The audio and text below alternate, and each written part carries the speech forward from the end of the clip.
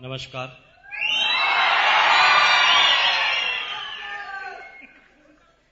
नमस्कार। कैसे हैं आप?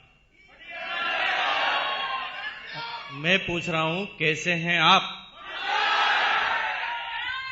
झकास? बिंदास? Thank you. देखिए, सिर्फ इस पूरे हिंदुस्तान में जो पिछले 33 इयर्स से मैंने अपनी जिंदगी को जिया है, पिछले 6 साल और 4 महीने से आरसीएम बिजनेस को जिया है। ये तो सिर्फ आरसीएम के ही डिस्ट्रीब्यूटर हैं, वही रॉयल्टी एचीवर और टेक्निकल एचीवर है जिनसे पूछा जाता है कैसे हैं आप, तो बोलते हैं झकास, बिंदास, मजा आ रहा है, फाइन। लेकिन इस हॉल के बाहर चले जाइए, किसी भी आदमी को अचानक रोककर बोलना, इस कोल्हापुर में नहीं, हिंदुस्तान के एक एक स्टेट के रहने वाले एक एक व्यक्ति से 98% आदमियों से पूछना कि क्या हाल चाल है, तो इसका सही जवाब उसके पास नहीं है। जब उसे कहा जाता है कि क्या हाल चाल है, तो वो सिर्फ ऐसे हाथ हिलाता है, वो ही नहीं बोलता कि मजा आ रहा है। सुना आपने कभी? कोई नहीं बोलता मजा आ रहा है। ठीक है, चल रहा है, कोई कहता गुजर रहा है, कोई कहता कट रही है, कोई ये नहीं बोलता मजा आ रहा है ना? देश का प्रधानमंत्री भी नहीं बोलता मजा आ रहा है, राष्ट्रपति भी बोलता नहीं मजा आ रहा है, सारे जितने भी मिनिस्टर हैं किसी ने भी नहीं बोला मजा आ रहा है, कलेक्टर भी नहीं बोलता मजा आ रहा है, एसपी भी बोलता नहीं है मजा आ रहा है, और चपरासी भी नहीं बोलता मजा आ रहा है, क्लर्क भी नहीं बोलता मजा आ रहा है, टीचर भी नहीं बोलता मजा आ रहा है, डॉक्टर, इंजीनियर, चार्टर्ड भी बोलता है मजा नहीं आ रहा, और इस हिंदुस्तान के किसानों को भी मजा नहीं आ रहा। लेकिन आरसीएम के डिस्ट्रीब्यूटर से पूछते हैं क्या हाल चाल है। आप गौर नहीं कर रहे हैं इस बात पर, ऐसा क्यों है? किसी से भी पूछ ले, राह चलते हुए किसी भी आदमी से पूछ ले कि क्या हाल चाल है, वो सही जवाब नहीं देगा। और यहां पर भी जो लोग जवाब नहीं दे रहे हैं, तो आप शकल देख लेना, वो आरसीएम के डिस्ट्रीब्यूटर नहीं होंगे।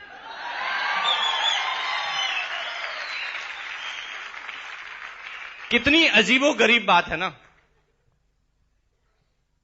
सब आदमी लोगों को यह बताते हैं कि मैं जिस काम को कर रहा हूं वो संतुष्ट हूं, लेकिन अंदर ही अंदर जब भी वो अपना एक क्वेश्चन अपने ही जीवन से, अपने ही दिमाग से पूछता है कि क्या तुझे मजा आ रहा है, तो अंदर से जवाब आता है नहीं बेटा, जिस काम के लिए तू पैदा हुआ वो काम तू नहीं कर रहा, चाहे तू भी डॉक्टर बन गया है।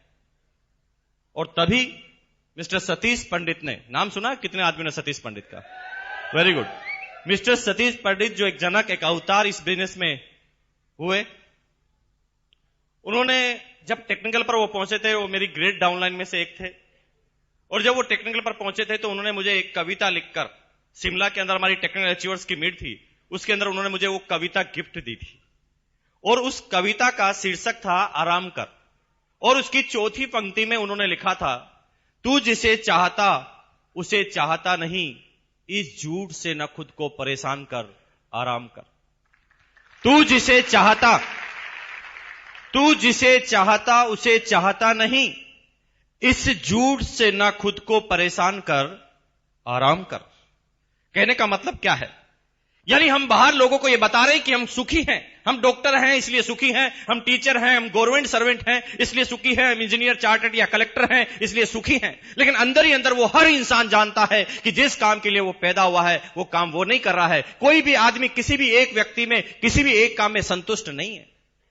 कलेक्टर भी संतुष्ट नहीं है, इस देश का प्रधानमंत्री भी संतुष्ट नहीं है, आम नागरिक भी संतुष्ट नहीं है, किसान भी संतुष्ट नहीं है, इंजीनियर, डॉक्टर, चार्टर्ड, टीचर, कोई भी एक वर्ग ऐसा नहीं है जो संतुष्ट हो। और हर वर्ग को ऐसा लगता है कि सामने वाला आदमी मेरे से ठीक है।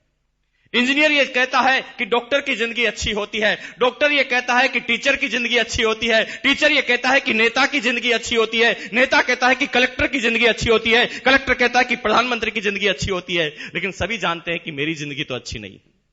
कितनी अजीबोगरीब बात है।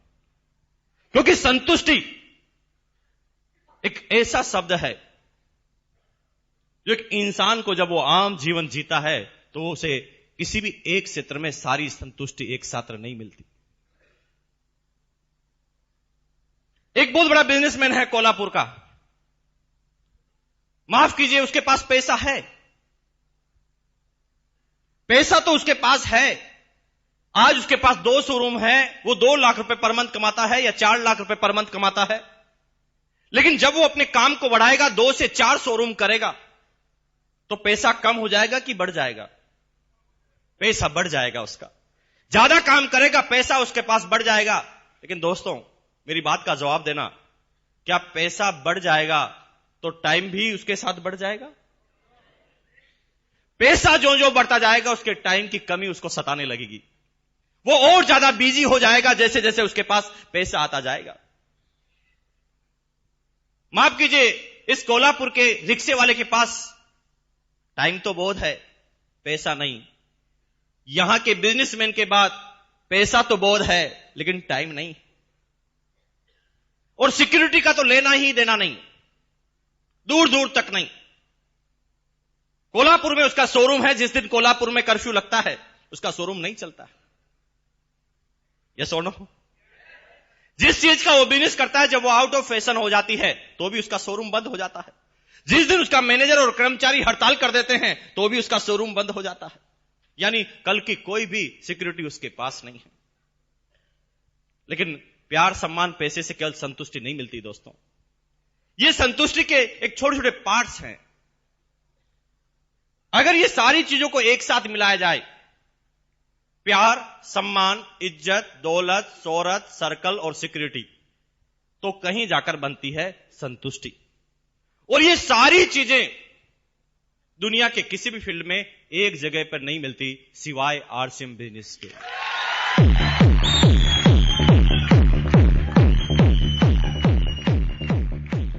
जब भी मैं कहीं किसी से पूछता था कि क्या हाल चाल है, कोई किसी का जवाब नहीं देता था। लेकिन आज ये लड़का जो आपके सामने खड़ा है, 244 रुपए से इस बिजनेस से सफर चालू किया था और आज 15.5 लाख रुपए से भी ज्यादा की इनकम इस बिजनेस से मेरे पास पर मंथ की आती है। लेकिन बात पैसों की नहीं है। मैं जानता हूं पैसा तो कोल्हापुर के कितने ही सेठ हैं जो मेरे से ज्यादा कमाते हैं। 6.25 साल पहले इस लड़के को जब एक स्कूटर खरीदना था ना, तो 4 आदमी से 1500 रुपए उधार लेने पड़े थे। मैं क्यों बोल रहा हूं ये सारी बातें? क्या फर्क पड़ सकता है आपके जीवन पर? यस, मैं आज उसी की तरफ इशारा करने के लिए आया हूं। माफ कीजिए, आपके कोल्हापुर में बहुत सारे व्यापारी होंगे जिनके पास जो पैसा मेरे पास आता है उससे कहीं गुना ज्यादा महीने का पैसा वो कमाते होंगे। आई नो वेरी वेल, मैं जानता हूं अच्छी तरह से। लेकिन उसके पास पैसा तो बहुत है, लेकिन क्या मेरी तरह उसके पास समय है? क्वेश्चन पूछना एक दिन उससे जाकर कि भैया, मुकेश कोठारी 3 महीने के लिए स्विट्जरलैंड घूमने जा रहा है, क्या आप उसके साथ चलना पसंद करेंगे? वो कहेगा मरने की फुर्सत नहीं है, कौन से घूमने की बात कर रहे हैं आप? क्या अजीबोगरीब इत्तिफाक है। उसके पास पैसा तो बहुत है, लेकिन टाइम उसके पास बिल्कुल नहीं। लेकिन मेरे पास पैसों के साथ साथ टाइम भी पैदा हुआ। शुरू के 3 साल मैं मानता हूं कि मेरे पास टाइम नहीं था, क्योंकि सतीश पंडित ने उसी कविता की 6ठी लाइन में लिखा था, इश्क मांगे कदम कदम कुर्बानियां, कुछ देर के लिए कुछ लज्जतें कुर्बान कर आराम कर। इश्क मांगे कदम कदम कुर्बानियां। इश्क मतलब जो भी नया काम आप कर रहे हैं, नया काम जो आप करने जा रहे हैं, जिसमें आप सफल होना चाहते हैं, जिसमें आप नंबर 1 जाना चाहते हैं, जहां पर भी आप नया काम करेंगे वहां पर आपको कुर्बानियां देनी पड़ेगी। बिना कुर्बानियों के आप नंबर 1 तक नहीं जा सकते। मुझे पता है कि शुरुआती 3 साल में जब इस बिजनेस हमने और हमारी अपलाइन ने चालू किया, मैं महीने में 25-25 दिन अपने घर से बाहर रहा करता था। सिर्फ एक मिशन, एक जज्बा, एक जुनून मेरे अंदर था। समझने वाले नहीं थे मैं समझाने के लिए, लेकिन फिर भी तैयार था। नहीं समझते थे लोग बाग, लेकिन 3 साल तक लगातार पूरे हिंदुस्तान में दौड़ लगाई और फिर मेरे पास पैदा होना चालू हुआ समय। आज यहां का जो लाला है वो कहीं ज्यादा पैसा मेरे से कमाता होगा, लेकिन उसके पास 24 घंटे ही हैं, 24 आवर्स। लेकिन मेरे पास 24 घंटे थे। मैंने 2 डाउनलाइन बनाई, ए और बी। दोनों ने इस बिजनेस में 1-1 घंटा काम अपने लिए करना चालू कर दिया। तो वो काम मेरे लिए भी तो हो गया। तो 24 और 2 मेरे पास कितने घंटे हो गए? 26। उसके पास 24 ही थे। यहां के लाला के पास जिंदगी भर 24 ही घंटे रहेंगे, मेरे पास हो गए 26। और तब इस घंटों की गणित को मैंने समझा और काम करना चालू किया। आज हिंदुस्तान में 60 लाख से ज्यादा डिस्ट्रीब्यूटर मेरी डाउनलाइन में है। 60 लाख, 60 लाख। अब थोड़ा अंदाज लगाना दोस्तों, थोड़ी गणित लगाना। 60 लाख आदमी आरसीएम बिजनेस में 1 मिनट भी सोचे, करे नहीं। करना में तो आदमी का हार्ट अटैक हो जाएगा।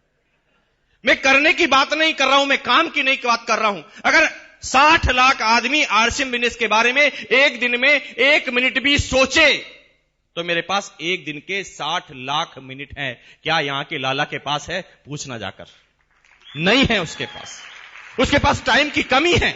जैसे जैसे वो अपने बिजनेस को बढ़ाता जाता है, टाइम उसके पास और कम होता जाता है। लेकिन मेरे पास उल्टा है। जो जो आरसीएम बिजनेस का टेक्निकल जोर आगे बढ़ता जाता है, उसके पास टाइम भी और ज्यादा पैदा होता जाता है। टाइम भी और ज्यादा पैदा होता जाता है। लेकिन माफ कीजिए, टाइम और पैसा तो एक स्मगलर के पास भी हो सकता है, एक तस्कर के पास भी हो सकता है। एक समय में वो बहुत सारा पैसा कमाकर फ्री हो जाए। लेकिन माफ कीजिए, तीसरी जो बड़ी चीज है वो है सिक्योरिटी। उस स्मगलर को बार बार ये चीज सताती है कि कल मेरे बच्चों का क्या होगा। ये सुनो, उसे ये चिंता सताती है कि कल क्या होगा। इस हिंदुस्तान का एक एक नेता, एक एक प्रधानमंत्री, हर लोग परेशान है कि कल क्या होगा। और कल के लिए, कल को सुरक्षित करने के लिए वो ढेर सारा पैसा इकट्ठा कर लेते हैं, फिर भी उसकी सिक्योरिटी उसे नसीब नहीं होती। जिस दिन कोल्हापुर में कर्फ्यू लगता है, जिस दिन कोल्हापुर में बाढ़ आती है, भगवान न करे ऐसा होगा नहीं, मैं जानता हूं, क्योंकि आरसीएम सिटी कोल्हापुर बन गई है। लेकिन अगर जिस दिन ऐसा होता है तो माफ कीजिए, यहां पर किसी आदमी का बिजनेस नहीं चलेगा, लेकिन मेरा चलेगा, क्योंकि लोग बाग नमक खाना तो फिर भी नहीं छोड़ेंगे। वो किसी एक चीज का व्यापार करते हैं तो इसलिए हो सकता है कि उसके एक चीज की जिस दिन आउट ऑफ सप्लाई होगी, एक चीज जिस दिन आउट ऑफ फैशन होगा, तो हो सकता है उसका बिजनेस नहीं चले। लेकिन मेरा चलेगा, क्योंकि मैं किसी एक चीज का व्यापारी हूं ही नहीं। कंपनी नमक बनाती है तो डिस्ट्रीब्यूटर हम और आप ही हैं। कंपनी नमकीन बनाती है तो भी डिस्ट्रीब्यूटर हम और आप ही हैं। कंपनी कपड़े बनाती है तो डिस्ट्रीब्यूटर आप और हम हैं। कंपनी इंश्योरेंस लेकर आती है तो डिस्ट्रीब्यूटर आप और हम हैं। क्योंकि एक बिजनेस तो चलता नहीं, एक आइटम के ऊपर तो हम बिजनेस नहीं कर रहे ना। गुड मॉर्निंग से गुड नाइट 300 प्रोडक्ट हैं, इसलिए सिक्योरिटी ज्यादा है। कल क्या होने वाला है, क्योंकि मैं किसी एक आदमी पर डिपेंड नहीं हूं। हो सकता है इस सिटी का लाला जो है बहुत सारे पैसा कमाता है, बहुत बड़ी फैक्ट्री उसके पास है, लेकिन जिस दिन सारे मजदूर हड़ताल कर देंगे, क्या उसकी फैक्ट्री चलेगी? लेकिन मेरी फैक्ट्री में तो कोई मजदूर होता ही नहीं दोस्त। यहां पर तो सारे के सारे सेठ होते हैं, और सेठ अपने काम को बंद करना पसंद नहीं करते। हेलो,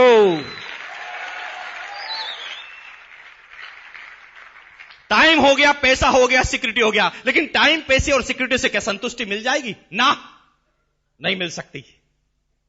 टाइम, पैसा और सिक्योरिटी के बाद अगर संतुष्टि मिलती तो टाटा बिरला को संतुष्ट हो जाना चाहिए, बिल गेट्स को भी संतुष्ट हो जाना चाहिए ना। नहीं है वो संतुष्ट, क्योंकि उसके बाद सबसे बड़ी भूख होती है, वो होती सम्मान की। मैं एक क्वेश्चन आपसे पूछता हूं, आप इस बिजनेस में आएंगे पैसों के लिए? यस और नो? पैसों के लिए इस बिजनेस में आएंगे। एक दिन ऐसा होगा कि आपके पास बहुत बड़ा पैसा आ जाएगा। एक दिन आपके सारे अकाउंट, आपके सारे लॉकर ज्वेलरी से और पैसों से भर जाएंगे। आपकी शादी हो जाएगी, आपके बच्चे भी अच्छे एजुकेशन लेने लगेंगे, आपके पास एक लग्जरी कार भी आ जाएगी, एक बहुत बड़ा बंगला भी, एक बहुत बड़ा मकान, एक बहुत बड़ा महल भी आप खड़ा कर लेंगे। और उसके बाद फिर क्या करेंगे? क्या सोचा है आपने? फिर यहां पर टाई फिश हो जाता है। तो फिर ये सारी चीज तो आज भी है ना टाटा बिरला के पास, तो फिर वो संतुष्ट क्यों नहीं है? क्योंकि दोस्त, इन सारी चीजों के पास जिस चीज की जरूरत पड़ती है वो होती है सम्मान की, वो होता है इज्जत की। फिर उन आदमियों को यह महसूस होता है कि नहीं, समाज में मेरा नाम होना चाहिए, नंबर 1 पर जाना चाहूंगा, लोग बाग मेरी इज्जत करना चाहिए, मैं जिस भी मोहल्ले से निकलूं लोग बाग ये इशारा करना चाहिए कि वो सेठ जा रहा है। ये सुनो, और इसलिए वो सारे टाटा बिरलाओं ने बहुत पैसा कमाने के बाद भी जब सारी संतुष्टि नहीं मिली तो उन्होंने अपना पैसा मंदिर और मस्जिद बनाने में खर्च करना चालू कर दिया। बिरला मंदिर, बिरला जी को थोड़ी बिठाया मंदिर में, वो तो भगवान का मंदिर था ना, वो तो भगवान का मंदिर था, लेकिन मंदिर का नाम रखा बिरला मंदिर। फिर भी बिरला जी को संतुष्टि नहीं मिली। उन्होंने मंदिर पे नाम पर पैसा खर्च करना चालू किया ताकि उनका सम्मान हो, लेकिन केवल सम्मान, अगर टाइम मनी सिक्योरिटी के साथ सम्मान आए ना तो भी संतुष्टि नहीं मिलती दोस्तों। उसके बाद आदमी को चाहिए प्यार, रिलेशंस। आदमी चाहता है कि मेरे पास जब सब कुछ हो तो लोग मेरे से प्यार करें। मान लीजिए आपको मैं चारों चीजें देता हूं, लेकिन सब लोग अगर आपसे नफरत करने लग जाए तो चलेगा? नहीं चलेगा, क्योंकि इंसान को फिर जरूरत होती है इन सारी चीजों के बाद प्यार करें मेरे से लोग बाग। माफ कीजिए, इस कोल्हापुर के लाला के पास ये है क्या? अरे लाला लाखों कमा रहा है इस कोल्हापुर का, फिर भी गालियों पे गालियां खाता जा रहा है। लेकिन क्या है इस बिजनेस में? जो आरसीएम का चेक जब 500 का आता है तो भी लोग वक्त तालियां बजाते हैं, तालियां खींच खींच कर मार रहे हैं 500 के चेक पर।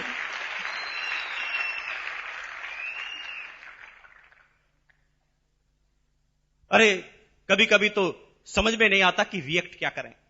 मेरा क्या रिलेशन है इस कोल्हापुर से और यहां पर मैं आया हूं? मेरे खानदान का कोई भी आदमी इस कोल्हापुर में पहले नहीं आया था, और नहीं मेरे पूरे समाज में कोई भी आदमी यहां पर पैदा हुआ था। फिर क्यों करते हैं आप मेरा सम्मान?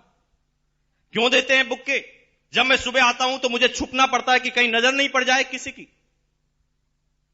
लोग बाग प्यार के लिए उतावले रहते हैं, पता चल जाए तो ट्रेन को रोक दे। क्यों भाई इतना इज्जत?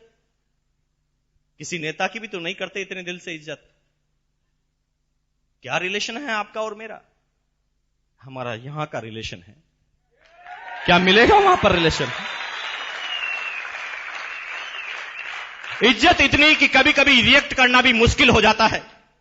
मेरी एज 33 साल की, एक 70 साल का, एक 75 साल का आदमी आता है, समझ में नहीं आता कि क्या करना चाहिए। उस समय आंखों में आंसू भर जाते हैं, रोने की इच्छा नहीं होती। समझ में नहीं आता कि ये आदमी ने जो किया है उसका रिएक्शन मैं क्या करूं। 75-80 साल का आदमी मेरे पैरों में जाकर गिर जाता है, समझ में नहीं आता कि मेरे दादाजी के बराबर आदमी मेरे पैरों में जाकर गिरा है, क्या करना चाहिए मुझे? क्यों है इतनी इज्जत? क्यों है इतना प्यार? लेकिन दोस्त, इज्जत प्यार भी हो जाए फिर भी संतुष्टि नहीं मिलती, क्योंकि फिर आदमी को चाहिए सर्कल। वो चाहे कि इज्जत तो उसके घर वाले तो करे, उसके परिवार वाले करे, उसके समाज वाले करे, लेकिन जब वो बाहर जाए तो क्या करे? जब उसे कोई काम करना हो तो सर्कल किस तरह से काम करे? ये लड़का जो आपके सामने खड़ा है, मैं भीलवाड़ा में पैदा हुआ, मेरे सारे रिश्तेदार राजस्थान के थे। लेकिन दोस्त, एक ताकत इस बिजनेस में एक नेटवर्क के पास आती है, एक टेक्नोलॉजी के पास आती है। इस कोल्हापुर का कलेक्टर जो नहीं करवा सकता, आरसीएम बिजनेस का टेक्नोलॉजी और एक मिनटों में करवा सकता वो काम, मिनटों के अंदर। मैं अगर राव साहब या भरत सावंत साहब आपसे पूछता हूं कि अगर मैं कोई काम आपको बताऊं तो क्या आप मेरे काम को करने के लिए मना कर सकते हैं? क्यों?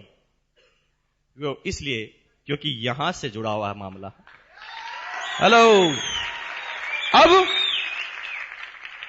क्योंकि वो काम मेरा पहला प्रेफरेंस से करेंगे, चाहे वो रात की 2 क्यों ना बजी हो, लेकिन वो इसलिए क्योंकि रात को 2 बजे मैं भी उनके लिए तैयार हूं। अब एक आदमी राजस्थान में रहता है, उसका सर्कल कहां कहां है? मैं एक छोटा सा एग्जांपल बताता हूं दोस्तों, वहां पर पैसा काम नहीं आता। आप समझना इस बात को, अगर अभी भी आप समझ पाए तो पूरी जिंदगी आपकी चेंज हो सकती है। आज के 4 साल पहले की, 3 साल पहले की बात है। मेरे एक दोस्त थे मिस्टर अरुण, जो भीलवाड़ा के रहने वाले थे, करोड़पति खानदान से बिलोंग करते थे।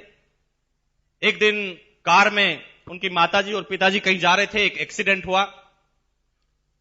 इतना तेज एक्सीडेंट हुआ कि बाहर तो स्क्रैच कम आए, लेकिन अंदर की चोटें बहुत आई। और इतनी तेज एक्सीडेंट हुआ कि यहां जो फेफड़ा था, उस फेफड़ों के अंदर पानी भर गया मदर के। भीलवाड़ा में बहुत ज्यादा मेडिकल की फैसिलिटी अच्छी नहीं होने की वजह से डॉक्टर को बताया गया। डॉक्टर ने ऊपर जहां पर भी खरोचे आई वहां पर इलाज किया, लेकिन पूरे शरीर का चेकअप नहीं किया। मदर बार बार बोलती थी कि मेरे सीने में दर्द है। डॉक्टर बार बार कहता कि एक्सीडेंट हुआ है तो दर्द तो होगा ना। 15 दिन तक भी दर्द जारी रहा। जब डॉक्टर को बात समझ में नहीं आई तो उन्होंने रेफर किया। पड़ोस का एक जगह है, डिस्ट्रिक्ट है उदयपुर, नाम सुना आपने? उदयपुर में रेफर किया। वहां पर मेडिकल थोड़ी इंप्रूव है। तो वहां के डॉक्टर ने जब चेकअप किया तो इमीडिएट बताया चेकअप के बाद कि आपके फेफड़ों में पानी भर चुका है और इसको भरे हुए 15 दिन हो चुके हैं। अगर ये 4 दिन में ऑपरेशन नहीं होता है तो हम नहीं बचा पाएंगे इनको।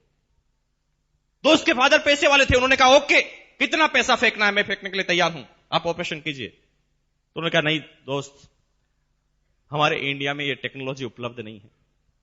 इंडिया में 2 ही स्पेशलिस्ट हैं जो इस चीज का इलाज कर सकते हैं। दोनों बाहर से रिटर्न आए हैं, एक है चेन्नई में और दूसरा है बॉम्बे में।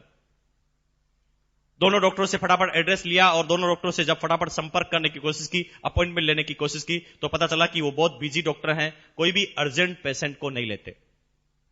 आज अगर आप उनसे अपॉइंटमेंट मांगे तो 4 महीने बाद का मिलता है, लेकिन ऑपरेशन करना था 4 दिन में। मेरे दोस्त के फादर इतने पैसे वाले थे कि वो उस एक ऑपरेशन पर 1 करोड़ रुपए भी खर्च कर सकते थे, लेकिन उनका पैसा अब काम नहीं आ रहा था। वो लाचार थे, पैसा उनके पास बहुत सारा था लेकिन अब काम नहीं हो पा रहा था। उस समय मेरा जाना वहां पर हुआ। मेरे पास भी कोई इलाज नहीं था, लेकिन जब मुझे पूरी बात उन्होंने बताई तो मैं भी परेशान हो गया कि क्या करना चाहिए, इसका क्या इलाज है। तो मेरे दिमाग ने अचानक थोड़ा सा काम करना चालू किया। मैं कंपनी में गया, आरसीएम बिजनेस, क्योंकि भिलवाड़ा की कंपनी है, मैं कंपनी में गया। मैंने वहां के क्लर्क को एक आइडिया दिया। मैंने कहा भैया मेरी डाउनलाइन में जितने भी आदमियों के नाम के आगे DR लिखा हुआ है, डॉक्टर लिखा हुआ है, उसकी एक लिस्ट चाहिए मुझे। उन्होंने फटाफट एक प्रोग्राम लिखा, इंटर दबाया और सारे डॉक्टरों की लिस्ट मेरे सामने आ गई। मैंने कहा ये बात में मैं एक्सपर्ट नहीं हूं, मैं कोई राय नहीं दे सकता, हो सकता है कोई डॉक्टर मुझे इस बात की राय दे पाए। पहले ही नंबर पर आया डॉक्टर दवे, हिम्मतनगर, गुजरात। उनका नाम सुनते ही मैं समझ गया उस आदमी को मैं जानता था। मैंने फटाफट डॉक्टर दवे को फोन लगाया।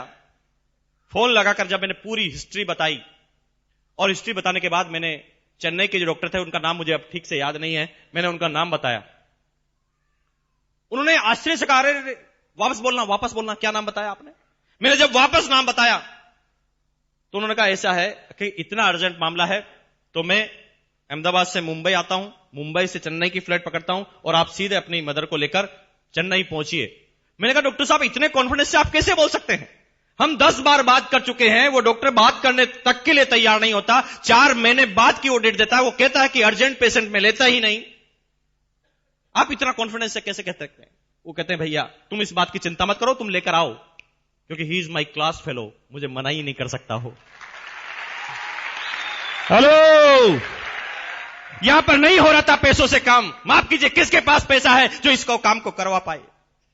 एक इंसान को सच्ची संतुष्टि जब मिलती है जब ये सारी चीजें एक साथ एक फील्ड में अवेलेबल हो।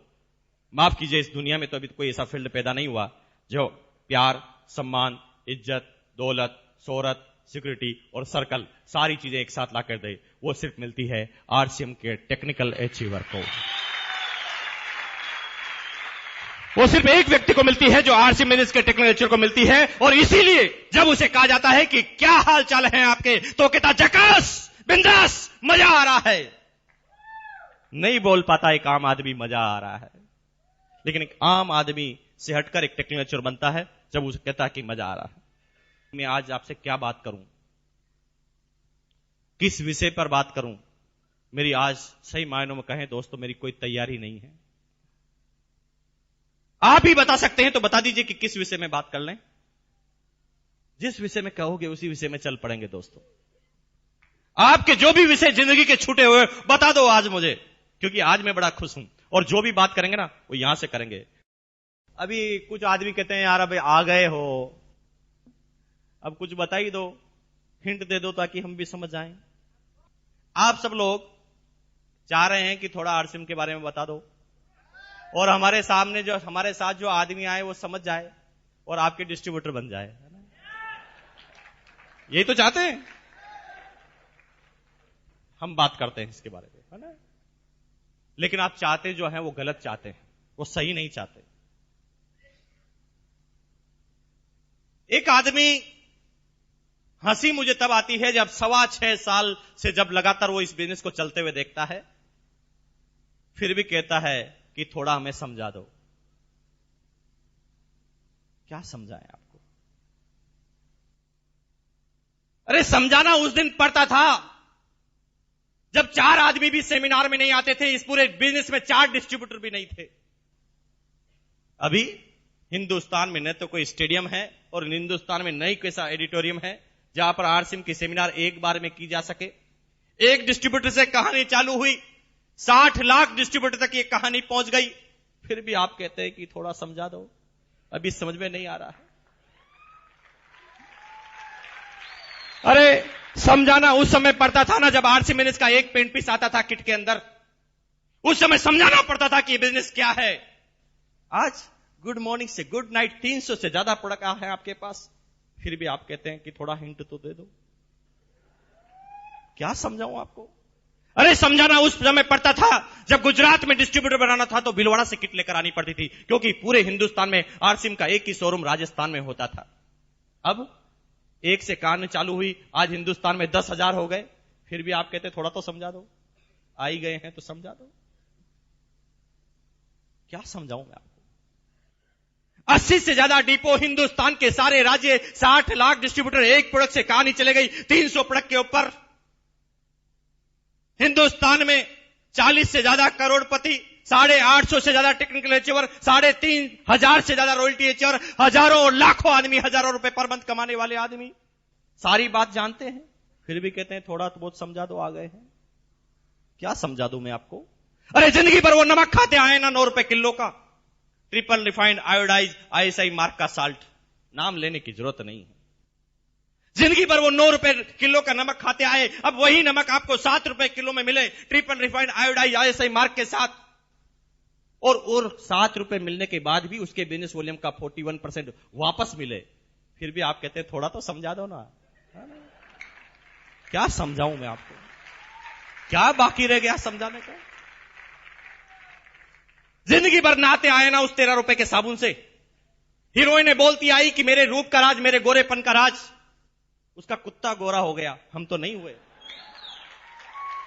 हम तो उसी इंतजार में अभी बरसों से, जन्मों जन्मों से उस साबुन को लगाते आ रहे हैं, हम तो नहीं हुए ना गोरे।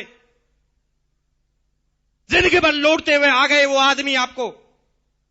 अब वही साबुन 70% टीएफएम में 100 ग्राम में, पहले आप 13 रुपए का जिंदगी भर खरीदते आए, अब वही साबुन आपको 8.5 रुपए में मिले, और उसके बाद उसके बिजनेस वॉल्यूम का भी 41% वापस मिले, और आप कहते थोड़ा सा समझा दो। अब आए गए तो थोड़ा तो हिंट दे दो। अरे दोस्त, ये तो वही बात हो गई ना, सतीश पंडित अपनी टेप में नहीं बोलते थे, एक आदमी के पास ऐसा एक थैला था, उसने सामने वाले से कहा, भाई साहब मेरे पास जो ये थैला है, क्या आप ये बता सकते हैं कि इस थैले में क्या है? और अगर आप ये बता दें कि इस थैले में क्या है तो इस थैले में जितने भी केले हैं तुम्हें इनाम। कुछ लोगों को कल तक समझ में आ जाएगी।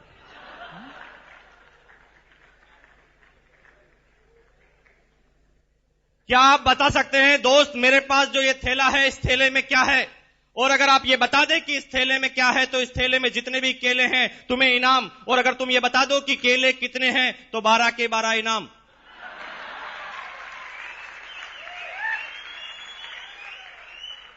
दोस्तों प्रॉब्लम यहां पर नहीं है, प्रॉब्लम इस जगह पर नहीं है, प्रॉब्लम इस जगह पर है कि कुछ लोग ये सारी बात सुनने के बाद भी ऐसे दिमाग लगाते हैं।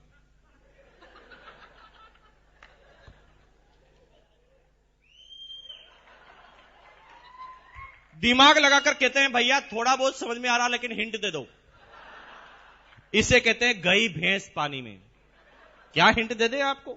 सारी बात बताने के बाद भी कहते हैं आप हिंट दे दो। मेरी बात को अच्छी तरह समझ जाना दोस्तों। अगस्त 2000 में मैंने इस बिजनेस को चालू किया। 2001 में झालावाड़ राजस्थान के एक सेमिनार में मेरी एक टेप रिकॉर्ड की गई। उस टेप का नाम था मेहनत रंग लाई।